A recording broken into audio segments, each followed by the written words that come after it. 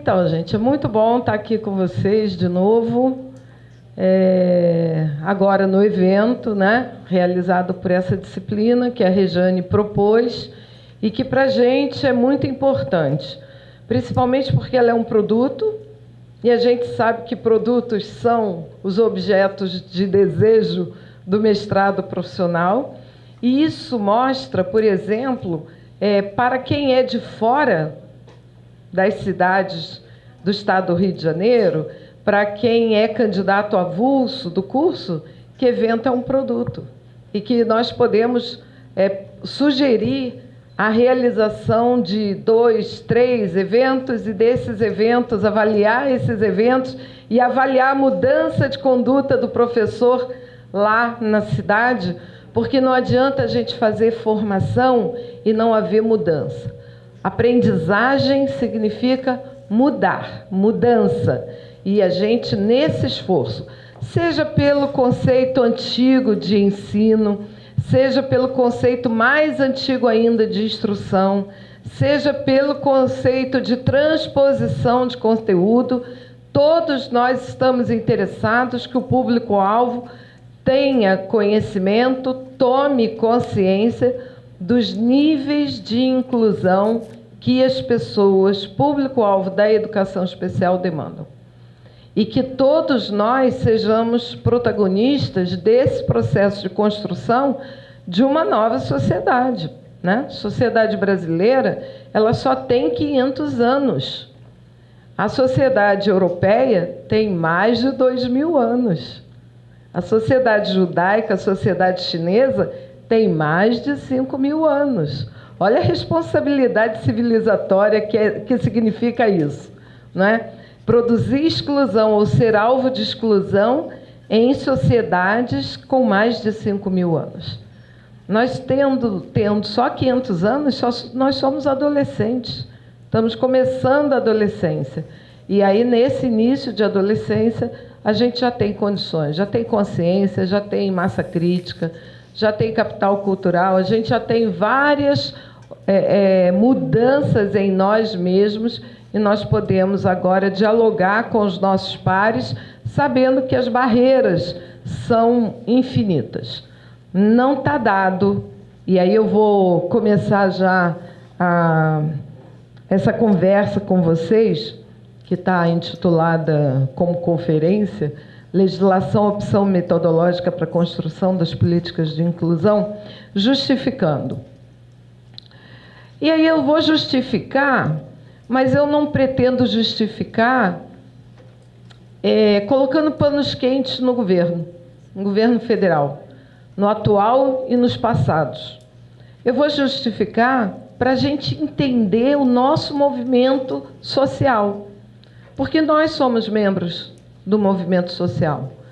Quantos de nós não se viu trabalhando na inclusão logo que entrou na vida profissional? Quantos de nós, lá no início da nossa carreira, ainda tinha um certo distanciamento, um certo olhar desconfiado da aproximação com esse público-alvo? Quantos de nós ainda têm dificuldades para aceitar todo o público-alvo como público-alvo da educação inclusiva? A gente sabe, pela cultura brasileira, que muitos defensores das políticas de inclusão das pessoas com deficiência são categoricamente contra as políticas de inclusão dos alunos com altas habilidades. Porque muita gente entende que eles já são privilegiados, como se diferença fosse privilégio. E na nossa cultura, nunca foi.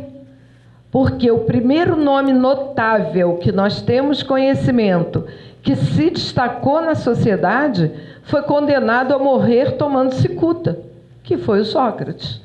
Então não dá para achar que é um privilégio nascer assim ou assado. Nós estamos numa condição de diferença, nós temos dificuldade de lidar com a diferença, nós temos dificuldade de construir identidade na diferença. Tudo isso dificulta o autoconhecimento. Como é que nós vamos encontrar a felicidade se nós não nos aceitamos como somos? Se nós não aceitamos o outro como ele é? Se nós não dialogamos com quem criou isso tudo, porque nós ainda temos dúvidas se ele existe ou não. Então, esse diálogo é um diálogo para chamar para o nosso contexto reflexivo questões que a gente não costuma fazer no caminho da academia e para a gente entender por que vem de cima para baixo. E o que movimento social ocorre quando nos impõe novas práticas no nosso campo profissional. Então, dando início, ninguém é bonzinho porque trabalha na inclusão. Ninguém é moralmente mais elevado, superior, porque trabalha com inclusão. Exatamente por conta dessa prática contraditória de exclusão que a gente faz dentro do movimento. Os pares que se excluem, os pares que se negam, os pares que não se reconhecem. E esse problema é um problema antigo, é um problema da sociedade, é um problema da humanidade. Esse é um problema que demanda educação, mudança de valores, mudança de atitudes, mudança no modo de pensar, de sentir e de agir. Enquanto essas mudanças não acontecerem, não haverá religião que dê conta da nossa própria coerência interna. Porque muitos de nós temos militância religiosa e excluímos no ambiente de trabalho. Muitos de nós somos líderes religiosos e excluímos no ambiente de trabalho.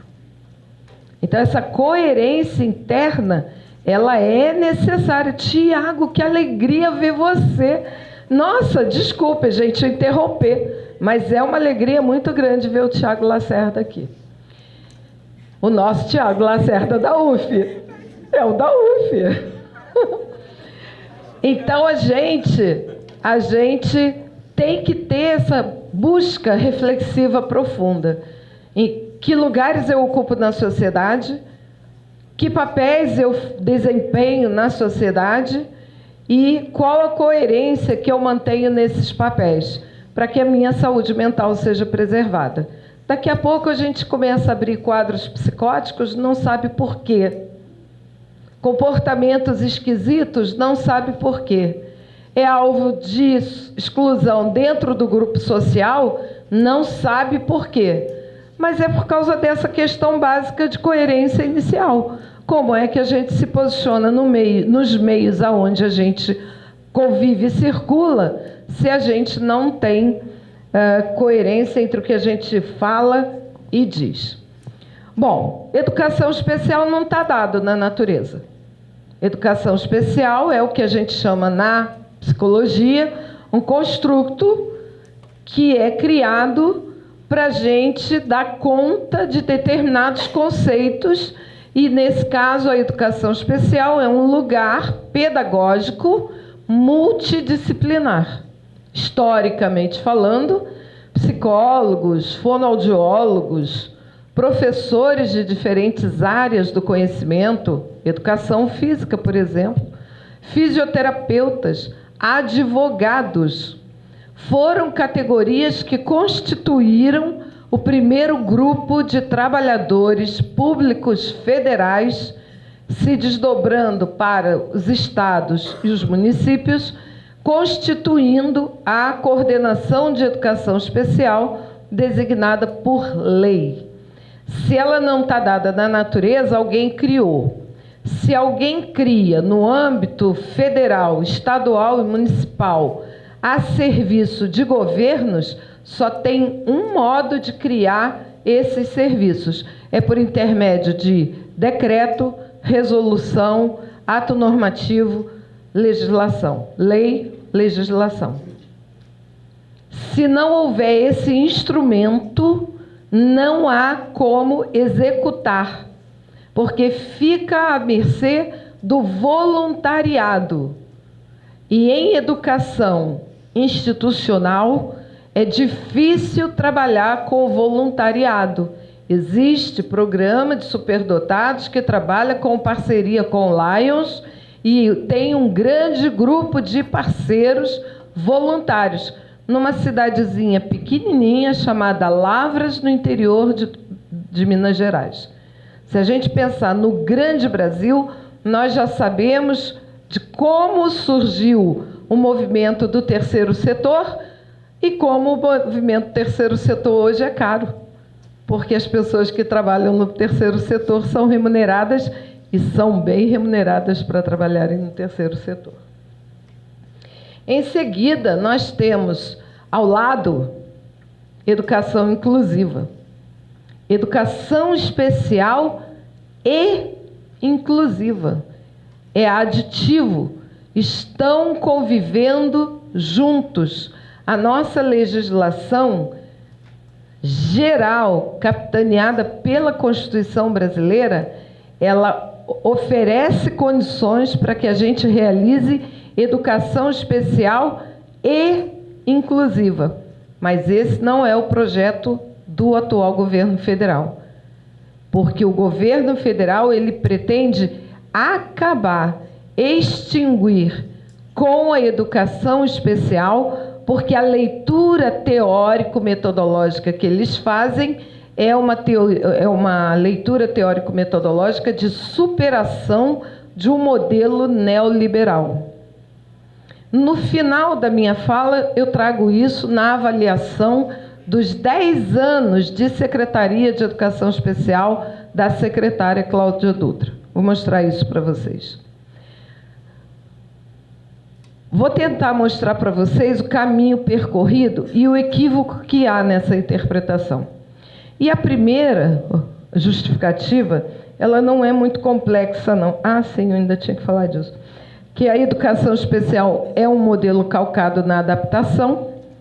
O conceito de adaptação não pressupõe a exclusão, mas foi assim que academicamente foi argumentado. E aí existe um campo muito interessante para teses de doutorado, de ressignificar o termo adaptação em cima das leituras que estão sendo feitas atualmente, dos discursos. E a educação inclusiva, naturalmente, traz o vocábulo inclusão, né? Quem garante que quem está incluído de verdade? Quem garante que numa escola chamada inclusiva está incluído de verdade? Enquanto que em educação especial, muitos que estariam adaptados estavam mais incluídos do que os que estão sendo incluídos agora. Então, é esse trabalho intelectual, semântico e social que precisa ser feito para a gente dialogar com esses termos e a gente não se posicionar categoricamente, frontalmente, em situação oposta, como se um fosse o bom e o outro fosse o mal. Como se um não incluísse e o outro incluísse. Nós estamos vivendo exatamente um momento de produção de um modelo novo. Não havia educação inclusiva, isso é novo. Assim como eu participei lá do início da educação especial na década de 70, a gente está participando agora juntos desse novo modelo. Mas eu não sei se eu quero esse modelo. Teoricamente falando para vocês em público. Eu sei o que eu quero. Bom, então recuperando os nossos passos para a gente ver o equívoco da argumentação de que educação especial é modelo neoliberal. Quando a educação especial começa no Brasil, o presidente é o Garrasto Azul Médici. E lá naquela época ainda não tinha a teoria do modelo neoliberal. O que nós tínhamos era uma ditadura militar. E foi a ditadura militar que criou o modelo de educação especial. Então, se a gente vai criticar, vai criar um argumento teórico, nós vamos ter que rever o movimento da ditadura militar para categorizar, para entender o que faz o modelo militar: matar, torturar, prender, excluir, sumir, com pessoas brilhantes, líderes políticos, líderes sociais, estudantes universitários ligados aos diretórios acadêmicos e aos diretórios central dos estudantes, artistas, filho de político, filho de artista, filho. E, ao mesmo tempo, cria um modelo de educação especial para dar direito aos alunos com deficiências, condutas típicas, que era o termo utilizado, e superdotados para frequentarem e tirarem a sua certificação escolar. É uma contradição importante, e é uma contradição que a gente não pode colocar debaixo do tapete, porque, por exemplo, aí o Roberto não está aqui hoje para eu poder mostrar a ele como é que a gente usa o que a gente não pode usar.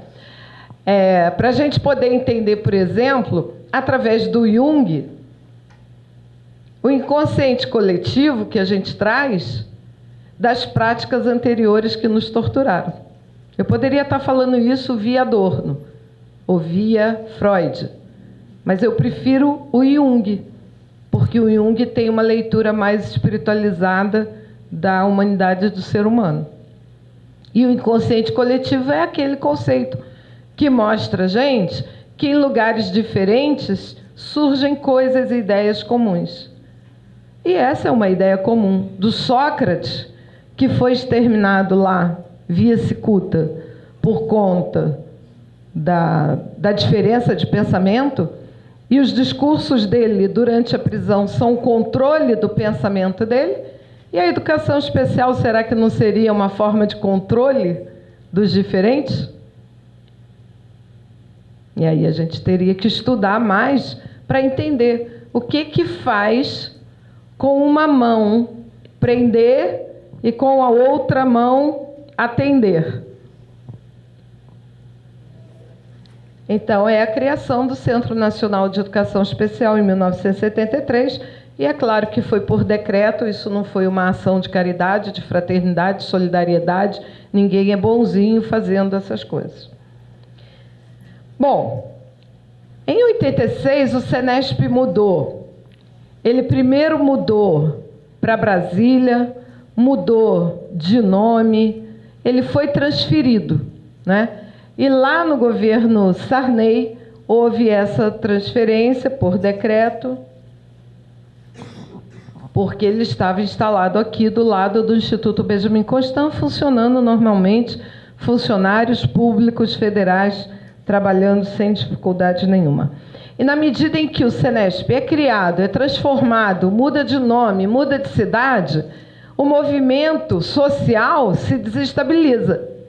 E aí a dúvida da extinção, a dúvida da transferência, o que acontece comigo, onde eu vou continuar trabalhando, quem decide é o decreto. Quem decide não é minha chefia imediata.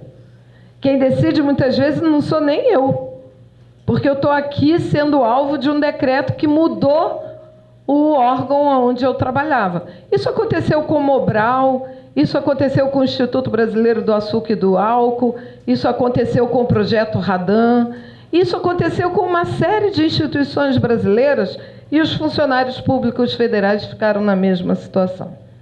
Bom, mas nós temos uma incursão na educação inclusiva, porque de repente surge a educação inclusiva.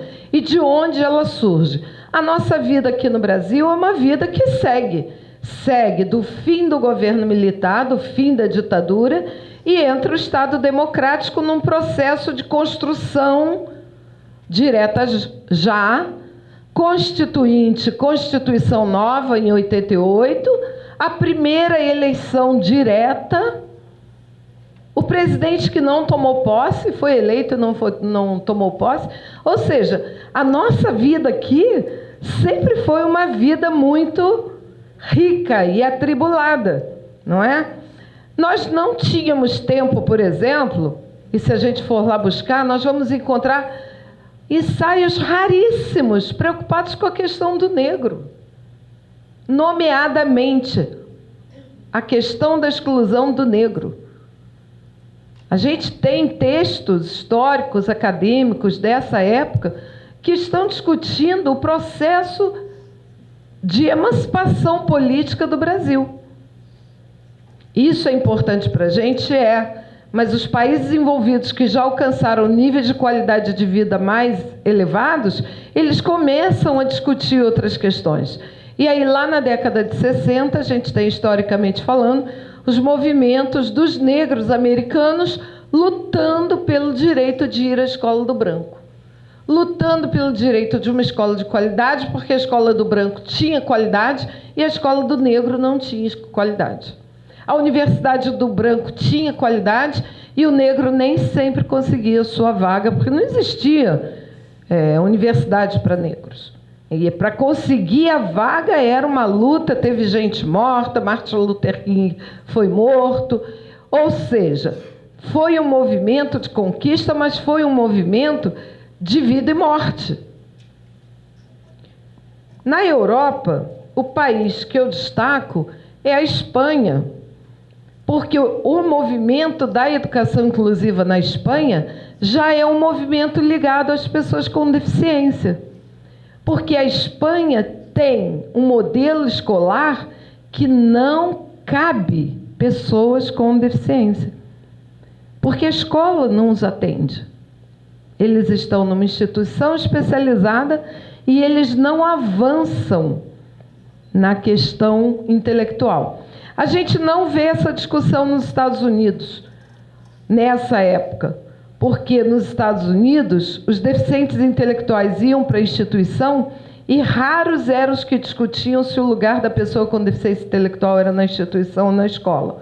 É só a gente verificar a biografia da família Kennedy, que tem uma filha com deficiência intelectual e doença mental, o antigo termo oligofrenia, que o Vygotsky usa, e a ela não é dado o direito de ir a uma escola pública, comum. Ela vai ser institucionalizada, vai ter briga em família e ela vai ser internada em hospital. E ela não vai se alfabetizar, como a maior parte dos sujeitos adultos que estão hoje na página da Universidade de Wisconsin, com dupla excepcionalidade, um talento exacerbadíssimo, todos deficientes intelectuais, porque eles foram institucionalizados e não escolarizados. Pintores maravilhosos, escultores maravilhosos, pessoas que conhecem mais de 150 mil livros de literatura americana, de memória, e não são escolarizados. Mas como é que ele sabe? Porque ele fotografa. Ele fotografa o que ele vê, mas ele não fala sobre o sentido do que ele lê. E aí os nossos conceitos atuais de alfabetização e letramento dão conta de explicar para a gente por que uma pessoa lê, mas não interpreta. E no Brasil, hein? Como é que estávamos no Brasil? Como eu comentei com vocês, naquela luta de crescimento de mudança social. E qual era a repercussão disso, daquele movimento, na nossa vida particular? Quem acompanhava a mãe aí no supermercado na década de 80, que já era nascido, que ia lá pequenininha com ela, como é que era a maquininha da inflação? Como é que era a maquininha da remarcação de preço? A gente pegava uma caixa de massa de tomate, porque não tinha os molhos prontos que a gente tem agora. Pegava a caixa de massa de tomate com preço de R$ 2,50, o cara já vinha colocando a outra etiqueta de R$ 4,80. E não tinha parâmetro. Nosso problema era econômico. Então, aqui no Brasil, o que nos leva à educação inclusiva é a nossa dívida externa. Nós já temos vários trabalhos escritos estudando o momento econômico pré-educação inclusiva, pré-Jontchen, em 1990. Liguei para o meu orientador de doutorado e perguntei a ele: alguém já fez essa relação? Política de inclusão, declaração de Jontchen e dívida externa do Brasil? Não conheço, nunca, acho que não, nunca vi. Procurei na internet, não achei. E aí eu fiz um comentário com ele e ele disse assim: não, que isso? Em Jontchen foi muita gente, foram ricos e pobres. Foram ricos e pobres, mas aquela ilhazinha lá do meio do Pacífico, que vive do turismo ecológico, ela não tem dívida com a FMI, ela não foi convidada. Então, a gente ainda precisa estudar mais os documentos que não estão visíveis. O nome dos países que foram convidados, o nível econômico dos países que foram convidados, porque antes de 1990, o Brasil estava lá renegociando a dívida externa e tendo dificuldades para pagar a sua dívida externa. Então, em 1990, no evento de Jontchen, olha lá o que nós encontramos. Nós encontramos um evento realizado pela Unesco, patrocinado pelo Banco Mundial e pelo FMI. Aí o meu orientador ainda diz assim: não, mas tinha uma disputa entre a Unesco e o Banco Mundial. O Banco Mundial ganhou. E a Unesco cedeu. Porque a Unesco hoje ela é realizadora dos eventos do Banco Mundial que são financiados pelo FMI. Isso é importante para a gente? Sim. Porque o modelo de educação inclusiva dos países de educação inclusiva, ele não é tão dependente dos organismos internacionais como o nosso. O PISA é uma nota mundial. Os Estados Unidos não está preocupado com o PISA, porque a escolaridade deles é elevada. A Coreia não está preocupada com o PISA, porque a escolaridade deles está elevada. Mas nós, enquanto beneficiados por políticas econômicas do FMI, nós nos preocupamos com o PISA, nós somos obrigados a fazer a Provinha Brasil, nós somos obrigados a fazer o Enem, nós somos obrigados a fazer o ENAD, e agora a gente não tem nem mais opção para o Enem. As organizações e instituições federais, elas aderem ao Enem, elas aderem à reforma universitária, elas aderem, porque se elas não aderirem, elas não recebem dinheiro. Então, essa nossa dependência, ela é danada, porque quando a gente toma consciência, a gente reage. E aí a gente tem os colegas da UF, intelectuais da educação, reagindo, escrevendo contra a educação inclusiva, fazendo uma crítica feroz à educação inclusiva, aderindo à teoria crítica da Escola de Frankfurt, que dá um conforto legal para ficar na crítica, porque a academia se satisfaz com a crítica. Mas a gente vive numa sociedade dinâmica.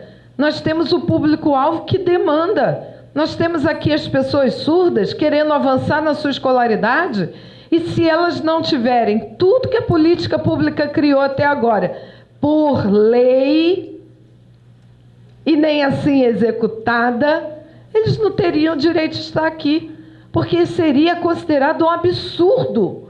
Um aluno surdo que não escreve corretamente em português, que não pensa em português, está numa universidade pública federal, de qualquer recanto do Brasil. Não é só na UF, não. Eu fiz um pedido a um determinado instituto da universidade para retirar o critério de uso da norma culta da língua no concurso de seleção para professor de um polo universitário da UF. E ninguém me deu o recado. Foi o professor que me deu a resposta. Professor de um instituto, membro do CUV, do Conselho Universitário. Mas isso é impossível, porque se ele não tem competência para ser docente numa universidade pública, ele tem que arrumar outra profissão. E eu pedi a isenção dessa norma porque ele era disléxico. Ele fez a prova, eram 38 candidatos, a presidente da banca aboliu esta norma para todos e ele ficou em 5º lugar, tendo tirado 10 na prova escrita, na prova oral, e foi o único que tirou 10 nas 2 provas, porque ele, muito jovem, não tinha currículo para competir com quem tinha tirado notas mais baixas na prova escrita e na prova oral. Os mais velhos nesse momento, com mais currículo, eles têm uma pontuação mais elevada. E ele não foi aprovado. E agora ele é professor do INES. Passou. Doutor em ciência política, professor do INES. É competente? É competente. Mas ele é disléxico. E porque ele é disléxico, ele não pode ser professor universitário? Eu não estou escrevendo nada. A minha dislexia não está aparecendo ali. E se eu não tivesse aquele equipamento, ela apareceria, porque eu não conseguiria manter a sequência do meu pensamento. E se eu tivesse que escrever no quadro, eu estaria tendo ato disléxico pela tensão que eu estaria tendo na presença de pessoas que eu conheço, que sabem que eu sou disléxica, das minhas colegas que não sabem que eu sou disléxica, e de tantas outras pessoas que vão sair daqui sem entender como é que ela coordena um curso de mestrado sendo disléxica. Só? Nossa Senhora! Então, ali a gente tem o público-alvo da educação inclusiva, a gente tem um passo a passo de recriação da Secretaria de Educação Especial, na medida em que o governo Itamar assume, não é? Ela é extinta pelo Collor, por decreto.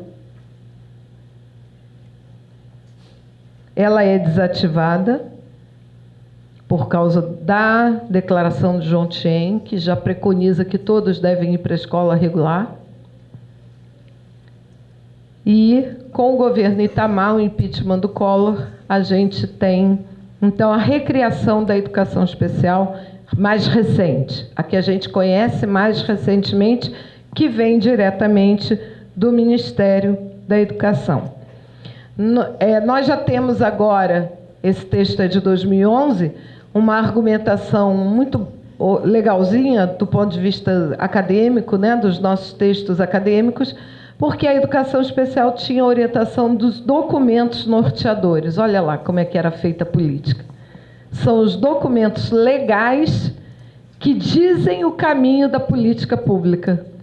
Ninguém tem liberdade de fazer a política pública como quer. São os documentos federais que dizem os caminhos que nós vamos percorrer. E o único texto que categoriza como negligência o não atendimento de alunos especiais é a declaração, é o Estatuto da Criança e do Adolescente. Nenhum outro documento, até 1990, definia negligência escolar, definia que olhar se teria para a escola caso ela não atendesse o aluno com deficiência. Em 94, nós temos a Declaração de Salamanca e ela é geradora de toda a legislação atual. Fernando Henrique Cardoso, na verdade, dá início a todas as respostas que foram dadas aos organismos internacionais com todas as legislações, e aí a gente tem a LDB, a gente tem o Plano Decenal de Educação, a gente tem o projeto Educar na Diversidade, que está aí até hoje, as secretarias de educação fazem esse programa com verba do governo, que não é verba dos nossos impostos, para poder fazer a formação continuada dos professores. O parecer número 17 da resolução número 2 de 2001, que são os documentos que organizam o fazer pedagógico, fazer nas escolas da educação especial. Começa o governo Lula, e o governo Lula decreta, inicialmente como ministro da Educação, Cristóvão Buarque, que só fica poucos meses, e logo depois vem a Cláudia Dutra, que fica 10 anos, e é ela que institui esse projeto em andamento de desconstrução das instituições históricas, Instituto Benjamin Constant e INES. Eles também respondem aos organismos internacionais, principalmente porque eles não abrem mão dos mecanismos de regulação e de controle, que são o ENAD, o ENEM e a Provinha Brasil. O IDEB mas é uma medida que os países modernos mais desenvolvidos utilizam. E nós somos obrigados a fazer. E nós não fazemos por nosso livre-arbítrio. Nós fazemos porque somos obrigados a fazer. Em 2004 começa o projeto Incluir, que é a educação inclusiva no ensino superior. A UF entra nesse projeto em 2005 e, a partir de então, o Sensibiliza, aqui representado pela Andréia, ele começa a ser desenhado na universidade e a gente começa a ter condições de conhecer as pessoas com deficiência, autistas, doentes mentais da nossa universidade e os poucos superdotados que se autodeclaram. A implantação do NAS, Núcleo de Atividades, foi por decreto, e na passagem, então, do governo Dilma, acaba a educação especial enquanto secretaria, vem a SECADI. A SECADI é a grande reunião de coisas diversas, tenta se juntar muitas coisas diferentes, não é? Coisas que nem sempre estão previstas diretamente, mas quando se fala em educação, para todos está se falando em alfabetização. Então, ali estão todos reunidos historicamente falando. A educação especial vira diretoria, enquanto diretoria ela perde poder, e, de novo, são as respostas dadas a organismos internacionais. 5 minutos, eu agradeço, vou encerrar. 2007 tem esse monte de programas, e aí um deles ficou à mercê do imposto do cheque, não foi aprovado, aparentemente o programa acabou e depois o programa voltou com o Olhar Brasil. Ele tem outro nome hoje. Em 2008, a Política Nacional de Educação Especial na Perspectiva da Educação Inclusiva é uma tentativa de organizar as ideias e direcionar o fazer, mas não impõe, porque aqui não é decreto, não é lei, é só uma política, um documento norteador. E aí, em 2009, vem uma resolução para organizar o AEE. Mas nesse documento vem a intenção de acabar com os institutos históricos. Então surge o decreto número 7.611, que assegura a permanência, que a gente não sabe se está tão seguro assim, pelas novas evidências.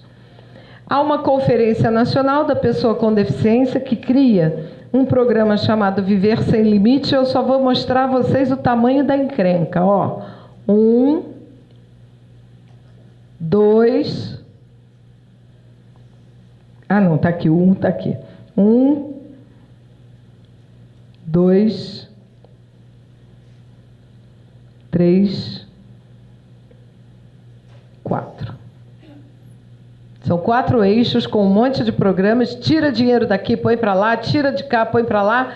Ou seja, quero informar vocês que o atendimento em educação especial de 0 a 6 anos vai acabar, porque vai virar prevenção da área da saúde e vai sair da educação. Já foi aprovado na Comissão de Educação. A LDB foi revisada, mas o que é importante a gente frisar nisso tudo é o seguinte: nós temos 2 estados, a gente está vivendo em estado paralelo. A gente tem o estado normativo e a gente tem a sociedade de verdade. Mas a gente não deixa de ter um estado normativo de verdade. O Estado normativo, ele existe, de verdade. A gente só não dialoga, porque não cumpre o que ele manda, né? O que ele publica. Então, aqui nós, na sociedade de verdade, nós vivemos assim. Foi feita uma pesquisa para estudar as ações discriminatórias no âmbito escolar em todas aquelas categorias. E o que a gente descobriu foi isso. Olha lá o nível de exclusão geral, 99,3%, necessidades especiais, 96,5%, étnico-raciais, 94,2%, gênero, 93,5%, geracional, 91%, socioeconômico, 87,5%, orientação sexual, 87,3% e territorial, 75,90%. E lá, a categoria mais excludente, a mais preconceituosa, são os alunos, com 99,4%. Daí a violência que está dentro da escola, e se a gente não fizer algo importante, a gente caminha para um desastre social. A gente tem os pais, que são a família que fundamenta o preconceito do aluno. Não se mexe com aquele pessoal, não se mistura com eles, não. Mas o pior de tudo é que a categoria diretores e professores, ela não despenca lá para baixo para o 25%. Ela está ali no 95,5%, gente. Os diretores estão dizendo, olha, por favor, tira essa criatura daqui. Não quero essa gente aqui, não. E as frases são essas. Negro não devia estar na escola, índio não devia estar na escola, deficiente não devia estar na escola, eles não precisam de escola. As frases são escandalosas e as pessoas vão concordando. Concordo, e está lá. Tenho que encerrar. Quero mostrar a vocês a situação. Mudou ali. O de cima, que é a menor faixa da pizza ali, é 1%, é o número de superdotados atendidos e registrados no IBGS em 2010, e 99% são os deficientes. Ou seja, há uma discrepância muito grande entre o número de pessoas atendidas e que se autodeclaram com deficiência com o número de estudantes que são notificados no IBGE. Se a gente ainda pensa um pouco na teoria estatística, que tem um desenho simétrico ali da curva, que é uma curva normal, e de um lado a gente tem 23,9% brasileiros que se autodeclaram ter algum tipo de deficiência, segundo o censo do IBGE, a gente também precisa ter 23,9% brasileiros que se autodeclarem com altas habilidades de superdotação. Nos números de população Brasil hoje, nós somos 45 milhões para lá e para cá. Os de lá são autodeclarados, os de cá a gente não sabe o que eles são. Fechando com o dizer da Cláudia Dutra, para a gente entender o momento do governo atual. Ela diz que marca a história da educação brasileira ao questionar as formas excludentes de conceber a ação educativa, realizando debate contemporâneo acerca das inteligências, sem esbarrar no discurso da tolerância, desconstruindo a ideia de igualdade, que tem como pressuposto a homogeneidade. A impressão que eu tenho é que a gente está jogando o bebê com a água do banho, juntinho. A educação inclusiva se refere à educação de todos, ao deslocamento do olhar para os grupos em situação de vulnerabilidade social, à luta contra a discriminação, segregação de todas as formas de exclusão, efetivando-se a cada dia com a conquista de espaços democráticos e a afirmação das diferenças, enfrentando a discussão sobre o racismo, em primeiro lugar, homofobia, segundo lugar, sustentabilidade ambiental, terceiro lugar, a acessibilidade, que não é exclusividade dos deficientes, quarto lugar, as questões da juventude, dos direitos humanos, sexto lugar, gênero e diversidade sexual. E é isso que o nosso governo pensa. E para fechar, no site do CONAI, que foi semana passada, 2.600 delegados reunidos em Brasília deliberaram que a regulamentação do Sistema Nacional de Educação é uma das prioridades a serem buscadas. E aí é mais uma regulamentação, são mais decretos, são mais resoluções, são mais leis na nossa dinâmica profissional que a gente vai decidir coletivamente e individualmente se vai cumprir ou não. porque as leis estão aí e a gente não tem essa decisão social. Como a vida continua, obrigada.